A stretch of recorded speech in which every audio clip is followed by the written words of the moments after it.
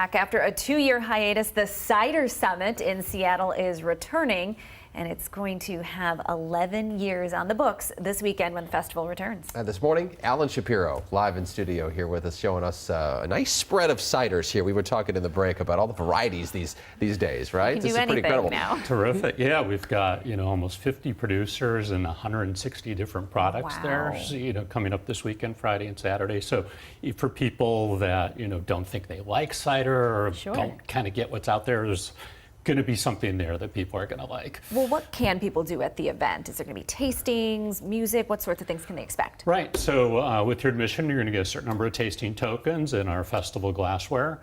And so it's kind of a hybrid beer festival, wine tasting.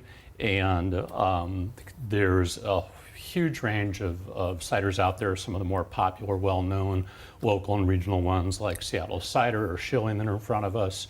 A fairly new brand, Yonder, from Wenatchee, that also has a tap room at Ballard, just celebrated their 2nd anniversary.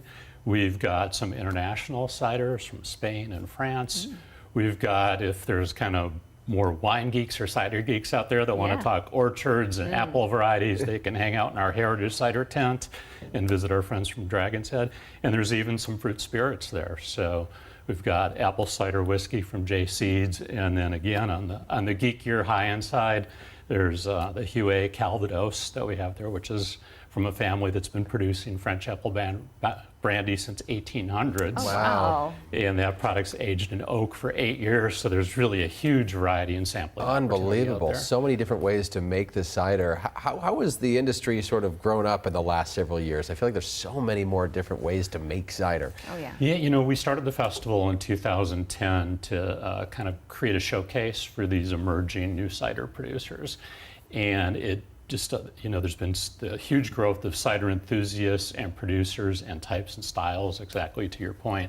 So we have everything, again, from crazy fruit and spice styles to real artisan heritage things.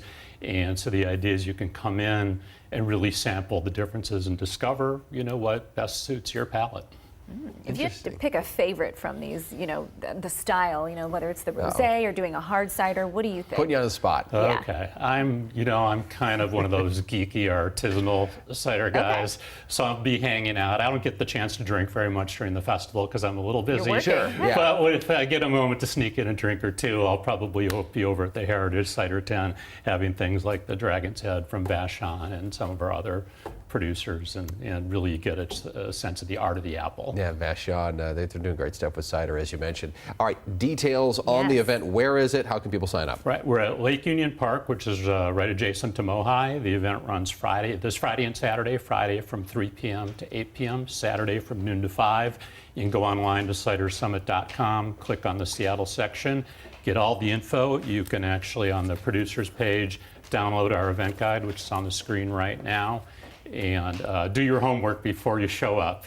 Yeah. And come thirsty, right? Yeah, you're going to have to make a list of all the places you want to stop at while you're at the festival. I'll leave a few bottles behind just in case you're ready for a little refreshment. All right, Alan Shapiro, thanks so much for coming in this morning. Always a learning experience. Thank you.